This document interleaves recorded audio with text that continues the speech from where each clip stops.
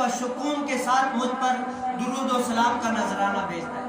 اور یہ دل پتہ ہے کس کے لیے؟ یہ دل ہر شے کوئی کسی نہ کسی کے لیے وعدہ کی گئی ہے۔ یہ دل کس کے لیے؟ کہتے ہیں کہ یہ دل اللہ کا گھر ہے۔ کیا ہے یہ دل؟ اللہ کا گھر ہے۔ اے دل ہے دور تجلا، یہ دل ہے عرش معلا، اے دل ہے محراب مصلا، اے دل ہے محراب مصلا، پر ہون بھاگ بلے رے تھی کملی دور سیانی، بنا رب دے کوڑ کہانی، بنا رب دے کوڑ کہانی، بنا رب دے کوڑ کہانی، بنا رب دے کوڑ کہانی۔ سبحان اللہ۔ حضور علیہ السلام کو جب 50 نمازیں ملی تو حضور علیہ السلام خوشی بخوشی آ رہے ہیں۔ حضور علیہ السلام جب آتے ہیں نا تو راستے میں کون؟ حضرت سیدنا موسیٰ علیہ السلام ملتے ہیں۔ کون ملتے ہیں؟ موسیٰ علیہ السلام ملتے ہیں کہ بتاؤ کہ اے نبیوں، اے بتا امام الانبیاء، تجھے اللہ تبارک و تعالیٰ کی طرف سے تحفہ کیا ملا ہے؟ حضور علیہ السلام فرماتے ہیں کہ اے موسیٰ علیہ السلام، مجھے اللہ تعالیٰ نے 50 نمازیں تحفے میں دی ہیں، 50 نمازیں میں تحفے میں دی ہے۔ تو موسیٰ علیہ السلام عرض کرتے ہیں کہ اے حضور بہت زیادہ ہے، کیا ہے؟ بہت زیادہ ہے، آپ کیا کریں کم کرا کے آئیں، آپ کی عمر اتنی کمزور ہے، اتنا جو ہے نا یہ اٹھا نہیں سکے گی، اتنی عبادت کر نہیں سکے گی، کچھ کم کیجئے۔ کیا کیجئے؟ کچھ کم کیجئے۔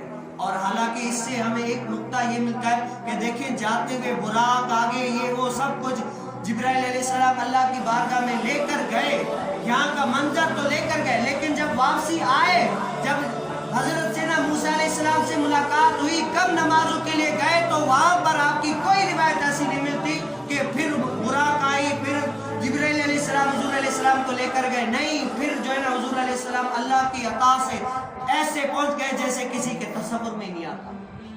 کیا وہ گئے 5 نمازیں کم کرا کے، پھر آئے، پھر کہا کہ نہیں ابھی بھی کم کرا کے، اسی طرح جا کر 5 نمازیں رہی۔ موسیٰ علیہ السلام نے پھر بھی عرض کیا ہے حضور تھوڑا اور بھی کم کرا کے، کیا تھوڑا اور بھی کم کرا کے، لیکن کیا وہاں پر حضور علیہ السلام نے کہا اب مجھے اپنے رب تعالیٰ سے حیا آتی ہے کہ میں 5 نمازیں بھی کم کراؤں۔ کیا یہ اب انشاءاللہ میں اپنی امت پر فرض کر دوں گا کہ یہ جو ہے نا یہ پڑھے، اللہ تبارک و تعالیٰ ان کو ثواب دے۔